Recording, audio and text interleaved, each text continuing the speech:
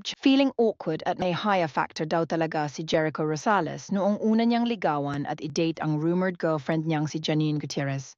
Ayon kay Jericho, hindi niya maiwasang makaramdam ng kaba at alanganin dahil sa iniisip niyang malaki ang agwat ng kanilang edad. Ang akala pa kasi niya noon, 24 years old lang si Janine, kaya naktalawang isip siya na ituloy ang kanyang plano na pormahan ang aktres. Sa isang panayam kay Jericho sa YouTube channel ng news anchor na si Karen Davila, na ikwento ng actor ang karanasan niya at ang tunay na dahilan kung bakit siya nag-alangan sa simula. Sabi niya, may nagsabi raw kasi sa kanya na bata pa si Janine na nasa 24 taong gulang pa lamang at dahil 40 na siya, kaka-celebrate lamang niya ng kanyang kaarawan, naisip niyang huwag nang ituloy ang panliligaw. Ayaw naman daw niyang magkaroon ng karelasyon na halos 20 taon ang agwat sa kanya. Ngunit, sa kabutihang palad, nalaman ni Jericho sa bandang huli na hindi 24 kundi 34 na si Janina. Agad siyang nakahinga ng maluwag at naisip niyang, pwede pa pala, kaya pa pala. Sa parehong interview, ibinahagi ni Karen kung gaano siya kasaya para Jericho at Janine. Ani Karen, when I heard about it though, exclusively dating, I was so happy. Because I already interviewed Janine and she just has that beauty, that purity, that innocence. It just glows. Dito na muling ikinuwento ni Jericho na na-attract siya, hindi lang sa kagandahan ni Janine, kundi pati na rin sa kanyang ugali at pagiging natural.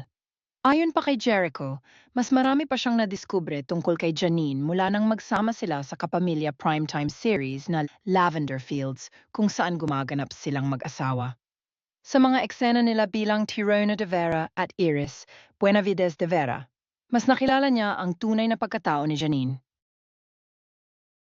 Isa sa mga pinakamalapit na sandali nila ay nang mag-alok si Jericho kay Janine ng script reading session.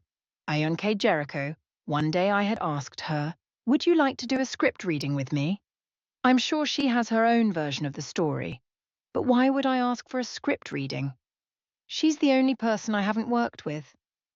Sobrang na-appreciate niya ang professionalism ni Janine, ngunit sa kabila nito, hindi maiwasan ni Jericho na mabighani sa dalaga sa bawat pagkakataon na magkasama sila. Minsan, ay niyaya niya si Janine na magkape kasabay ng kanilang script reading. Naganit sa kakatapos ang araw, 6 na oras na silang magkasama at hindi man lang nila nabuksan ang iPad para sa script. Umabot pa sila sa pagkain ng Japanese food bago nagtapos ang kanilang pagkikita. Pag-amin pa ni Jericho, and I was, wow, I can spend like 3 hours talking to this girl. That's when I felt something. Ikinuwento rin ng aktor kung bakit siya labis na nahulog kay Janine. Nagustuhan daw niya ang pagiging kalmado at mahinahon ng aktres, pati na rin ang pagiging sweet at grounded nito. She handles herself really well, with such humility. She's this type of person that, okay, a no is a no and a yes is a yes, and she knows her decisions and she does it in a very smooth and soft, tender kind of way. Ani pa ni Jericho. Isa pang magandang balita ay parehong single sina Jericho at Janine sa kasalukuyan, kaya walang hadlang sa kanilang relasyon. Matagal nang wala si Janine sa kanyang ex-boyfriend na si Paulo Avellino at ilang taon na ring hiwalay si Jericho sa dati niyang asawa na si Kim Jones. San gayon, maraming fans ang masaya para kina Jericho at Janine at umaasa na ang kanilang relasyon ay magpapatuloy at mas magiging matibay pa. Mukhang masaya at boto ang pamilya ni Janine Gutierrez kay Jericho Rosales, lalo na tila mas lumalalim na ang kanilang relasyon. Ayon sa mga ulat at balitang kumakalat, mukhang naging madali para kay Jericho na makuha ang loob ng pamilya ni Janine, lalo na't kilala si Jericho sa pagiging mabuting tao, responsable at magalang. Hindi ito nakapagtataka dahil sa personalidad ni Jericho na kilala sa industriya bilang isang gentleman, may prinsipyo, at may respeto sa mga taong malapit sa kanya. Si Janine Gutierrez, na galing sa isang prominenteng showbiz family, ay napapalibutan ng mga taong may mataas na pamantayan pagdating sa relasyon. Ang kanyang ina na si Lotlot de Leon at ang kanyang ama na si Ramon Christopher Gutierrez ay parehong bahagi ng malawak na pamilyang Guti de Leon, na itinuturing na isa sa mga pinakakilalang showbiz dynasties sa Pilipinas. Malaki rin ang naging impluensya ng kanyang lola, ang legendary actress na si Pilita Corrales, pagdating sa pagpapalaki at paggabay sa kanya. Dahil dito, mahalaga sa pamilya ni Janine ang mga bagay tulad ng respeto, mabuting ugali, at pagmamahal sa pamilya, mga katangyang nakikita nila kay Jericho.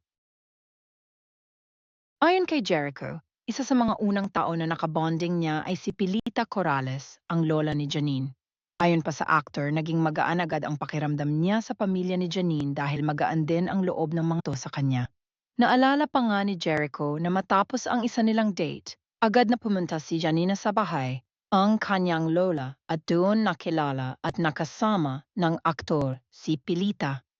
Tila dito pa lang ay naging komportable na ang pamilya ni Janine sa presensya ni Jericho. Bukod sa lola ni Janine, kilalang malapit ang actress sa kanyang mga magulang. May mga ulat na tuwing may pagkakataon, isinasama ni Janine si Jericho sa mga family gatherings o special occasions. Kitang-kita raw sa mga okasyon na masaya ang pamilya ni Janine sa kanilang relasyon. At tanggap nila si Jericho bilang bahagi ng pamilya. Sa mga larawang lumabas online, makikita ang actor na kaswal na kasama ang pamilya ni Janine at ito'y isang malinaw na iyon na suportado sila sa relasyon ng dalawa. Nabanggit din ni Jericho sa ilang interviews na bukod sa ganda ni Janine, ang ugali nito ang isang bagay na mas lalo niyang hinangaan. Bilang isang aktor na matagal na sa industriya, mahalaga para kay Jericho na magkaroon ng partner na grounded, mature, at may sakit sa kapwa. At lahat ng ito ay nakikita niya kay Janine. Dagdag pa niya, ang pagiging humble at masayahin ng actress ang isa sa mga bagay na nagustuhan niya. Sa panayam din ni Jericho, ibinahagi niya kung paano nagsimula ang kanilang pagkakaibigan na unti-unting nauwi sa isang espesyal na relasyon. Naikwento niya kung paano sila unang nagkita sa isang script reading session para sa kanilang teleserye at mula doon ay nabuo ang kanilang koneksyon. Mula sa pagiging magkaibigan, lumalim ang kanilang samahan at ngayon ay mas nagiging bukas na sila sa publiko tungkol sa kanilang relasyon. Para naman kay Janine, tila nahanap na niya kay Jericho ang isang tao na maaasahan at karespe-respeto. Mula sa mga nakaraang relasyon, nag-evolve na ang kanyang pananaw sa buhay at sa pag-ibig, at sa ngayon, tila komportable siya sa tahimik ngunit masayang relasyon nila ni Jericho. Walang issue ang sumisira sa kanilang relasyon at ito'y patunay na parehong matatag at mature na ang dalawa sa kanilang desisyon. Sa kasalukuyan, parehong single sina Jericho at Janine.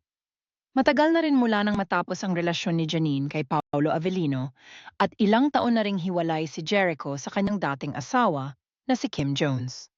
Dahil dito, tila walang humahadlang sa kanilang pagmamahalan. Malinaw na parehong handa ang dalawa na muling buksan ang kanilang puso para sa isang bagong yugto ng kanilang buhay. Habang masaya ang mga